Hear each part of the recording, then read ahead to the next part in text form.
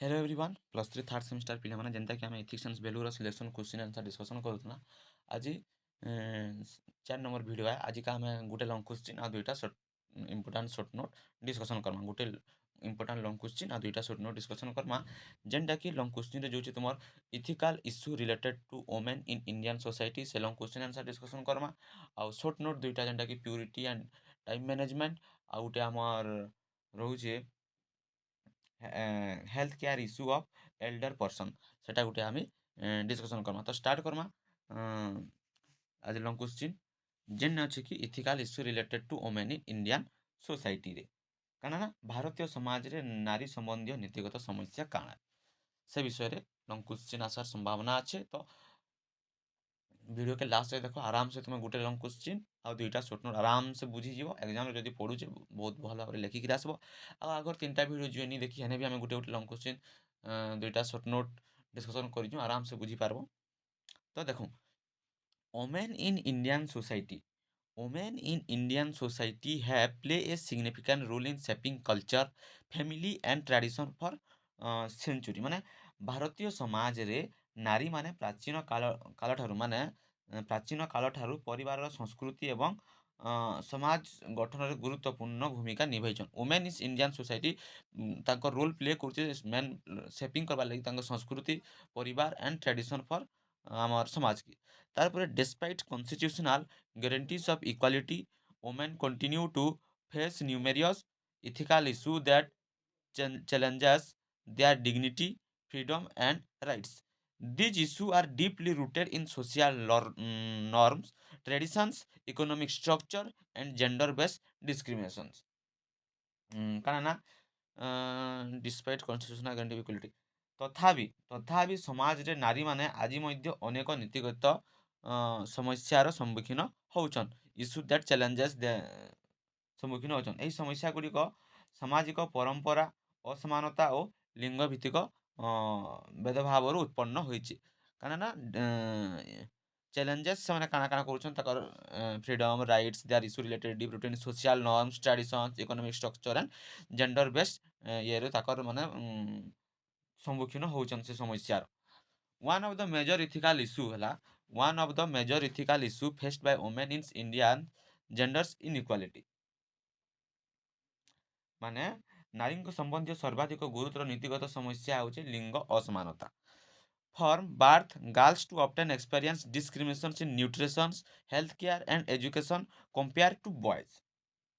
କାରଣ ନା ଜନ୍ମ ସମୟରୁ ଯେତେক্ষণ ଗୋଟେ ଶିଶୁ ଝିଅ ଶିଶୁ ହଁ ଜନ୍ମ ସମୟରୁ ଝିଅ ଶିଶୁ ମାନେ ପୁଅ ଶିଶୁମାନଙ୍କ ତୁଳନାରେ ଅଧିକ ଅବହେଳିତ ହେସନ୍ ବୁଝିଲା। For birth girls often experience discrimination in ନ୍ୟୁଟ୍ରିସନ୍ରେ ହେଉ ହେଲ୍ଥ କେୟାରରେ ହେଉ ଏଜୁକେସନ୍ରେ ହେଉ କମ୍ପେୟାର ଟୁ ପିଲାମାନଙ୍କ ଠାରୁ। Female foeticide and infanticide through illegal still exists in some region due to a strong preference for male children. This violates the ethical principle of equality and the fundamental right to life.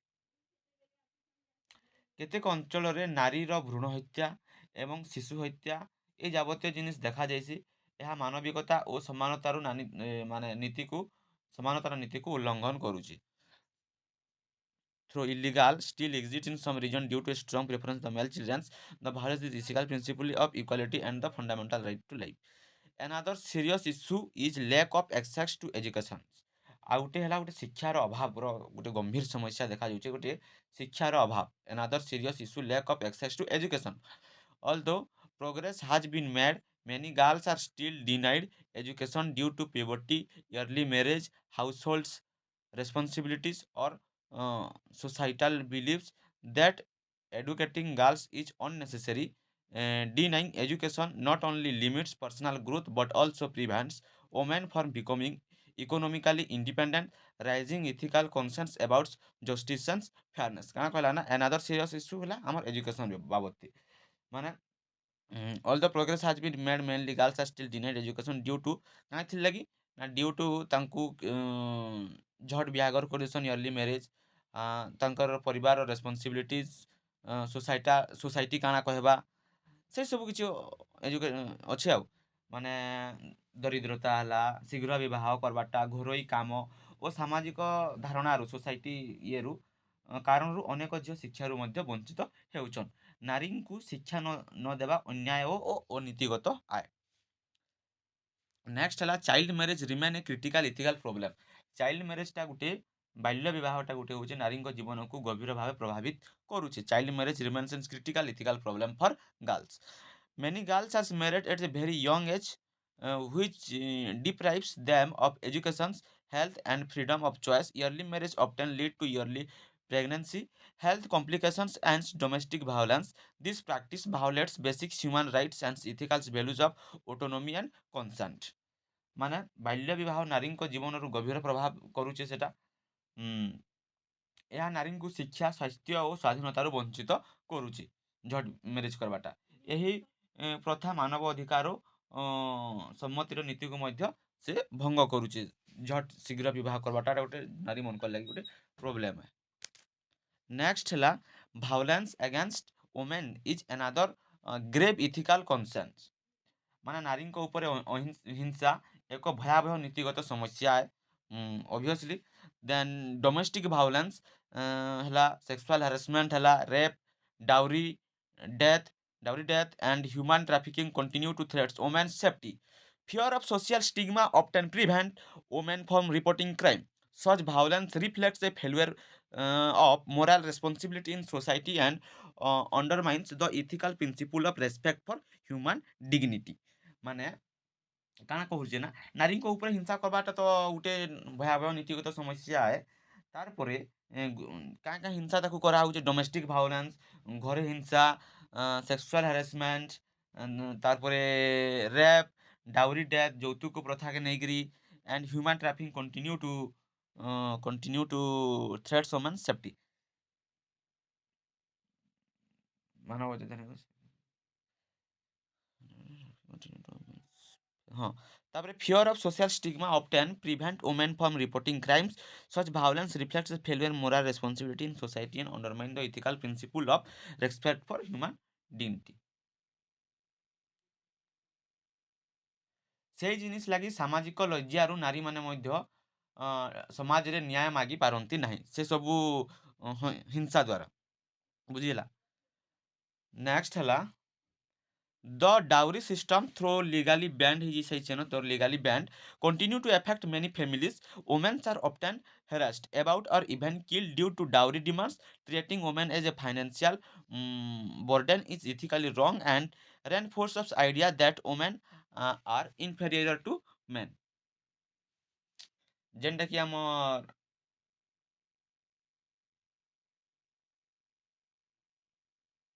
ହଁ ଯୌତୁକ ପ୍ରଥା ଯେନ୍ ରହିଲା, ଦ dowry system ହେଟା legally ଆମର government ବନ୍ଦ କରି ଯାଇଛେନ।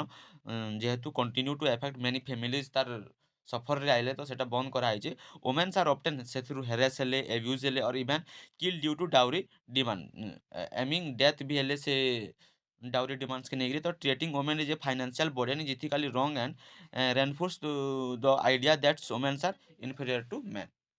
Next ହେଲା ୱାର୍କ ପ୍ଲେସ୍ ଡିସ୍କ୍ରିମିନେସନ୍। କାର୍ଯ୍ୟକ୍ଷେତ୍ରରେ workplace discrimination is also common. Women are often paid less than men for the same work and face barrier to promotions. Sexual harassments at the workplace further restricts their participations. Ethical principles of equality, respect, and fairness are violated when women are denied equal opportunity। ଯେତେ ଖଣ୍ଡେ ଗୋଟେ women's equal opportunity ଚାହୁଁଛେ, ସେତେ ଖଣ୍ଡେ ମାନେ କାର୍ଯ୍ୟକ୍ଷେତ୍ରରେ work ପ୍ଲେସ୍ରେ ଭେଦଭାବ ମଧ୍ୟ ଗାର୍ଲସ ମାନକରକେ ରଖାଯାଉଛି। ହେଟା ଗୋଟେ ତାଙ୍କର ଗାର୍ଲସ ମାନକର ଓମେନ୍ସ ମାନକର ଲାଗି ଗୋଟେ ହେଟା ଗୋଟେ ନୀତିଗତ ସମସ୍ୟା। ସମାନ କାମ ପାଇଁ ନାରୀମାନେ କମ୍ ଦରମା ପାଇସନ୍, ଉତ୍ତେଜନାତାର ମଧ୍ୟ ମାନେ ପ୍ରମୋସନରୁ ମଧ୍ୟ ସେମାନେ ବଞ୍ଚିତ ହେସନ୍, ସେଟା ଦେଖାଯାଏସି। ଆଉ ତାକୁ ପ୍ରମୋସନ୍ କରବାର୍ ଲାଗି womens are often paid less than men for the same work and face barrier to promotion. ତାକୁ ସେନେ ବି sexual harassment and the workplace further restriction their participation ହେନେ ବି କରାହେଉଛି। ହେଟା ହେଲା ତାଙ୍କର ଗୋଟେ କାର୍ଯ୍ୟକ୍ଷେତ୍ରରେ ସମସ୍ୟା। Then next, despite these challenges, women in India are increasingly rising their violence and contributing to social change.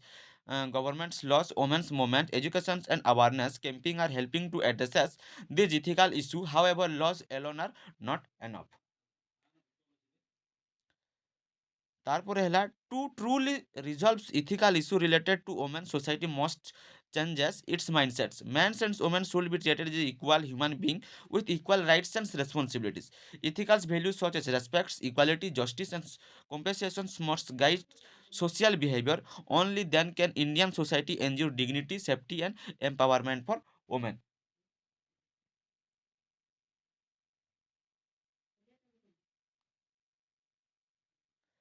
ତ ଏହି ସମସ୍ୟା ଗୁଡ଼ିକ ଯେତିକି ଆମେ ପଢ଼ିଲା ସେ ସମସ୍ୟା ଗୁଡ଼ିକୁ ସମାଧାନ କରବାର୍ ପାଇଁ ଆମର ସାମାଜିକ ମନୋଭାବ ପରିବର୍ତ୍ତନ ନିହାତି ଭାବରେ ଆବଶ୍ୟକ ଅଛେ। ମାଇଣ୍ଡସେଟ୍ ଚେଞ୍ଜ କରବାର ଆବଶ୍ୟକତା ଅଛେ। ମେନ୍ ଆଉ ଓମେନ୍ ଭିତରେ ଇକ୍ୱାଲିଟି ଯଦି ଆମେ ଆନବାର୍କେ ଚାହମା, equality rights and responsibilities according to ethics and values such as सबके respect, equality, justice and compassion must guide to social behavior. ନାରୀ ଓ ପୁରୁଷକୁ ସମାନ ମାନବ ଭାବେ ସମ୍ମାନ ଦେବା ହେଉଛି ସତ୍ୟ ନୀତିଗତ ସମାଧାନ। ନ୍ୟାୟ ସମାନତା ଓ ସମ୍ମାନ ଆଧାରିତ ସମାଜ ଗଠନ କଲେ ନାରୀ ସଶକ୍ତିକରଣ ସମ୍ଭବ ହେବ। ନିହାତି ଭାବରେ ଏଇଟା ଥିଲା ତୁମର ଲଙ୍ଗ କ୍ୱେଶ୍ଚିନ୍। ତ ଆଉ ଦୁଇଟା ସର୍ଟ ନୋଟ୍ ଅଛି ଆମେ purity and time management short note 5 mark ଯେନ୍ମାନେ ସ୍କ୍ରିନଶଟ୍ ନେବାର କଥା ଚାହୁଁଛ ସ୍କ୍ରିନଶଟ୍ ନେଇପାରିବ ୟା ଇତାର ପିଡ଼ିଏଫ୍ ବି ମୁଁ ତୁମକୁ ଟେଲିଗ୍ରାମ ଚ୍ୟାନେଲରେ ସେଣ୍ଡ କରିଦେବି। ଯେନ୍ମାନେ ଟେଲିଗ୍ରାମ ଚ୍ୟାନେଲରେ ଜଏନ୍ ନିଏ ଟେଲିଗ୍ରାମ ଚ୍ୟାନେଲ ଲିଙ୍କ୍ କମେଣ୍ଟ ସେକ୍ସନରେ ପିନ୍ ଅଛି ସେମାନେ ଯାଇକରି ଇ ପିଡ଼ିଏଫ୍କେ ଦେଖିପାରିବ। ଇଟା ହେଲା ତୁମର ପ୍ୟୁରିଟି ଆଣ୍ଡ ଟାଇମ୍ ମ୍ୟାନେଜମେଣ୍ଟର ସର୍ଟ ନୋଟ୍। ଆଉ ଇଟା ହେଲା ତୁମର health care issue of elderly persons ବା ଏଲ୍ଡର ପର୍ସନର ସର୍ଟ ନୋଟ୍। ତ ଆମେ ଡିସ୍କସନ୍ କର୍ମା ଆଜ୍ଞା ଭାରତୀୟ ସମାଜରେ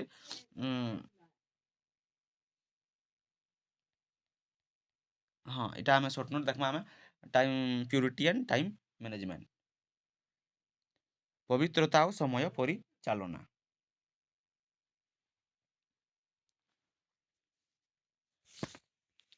ପବିତ୍ରତା ଓ ସମୟ ପରିଚାଳନା ମାନବ ଜୀବନରେ ଦୁଇଟି ଗୁରୁତ୍ୱପୂର୍ଣ୍ଣ ନୀତିଗତ ମୂଲ୍ୟ।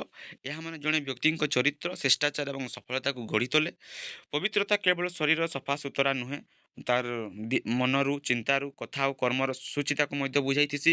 ଶାରୀରିକ ପବିତ୍ରତା ସ୍ୱାସ୍ଥ୍ୟକୁ ସୁରକ୍ଷିତ ରଖେ ଏବଂ ଦୂରରୁ ରୁଖେ।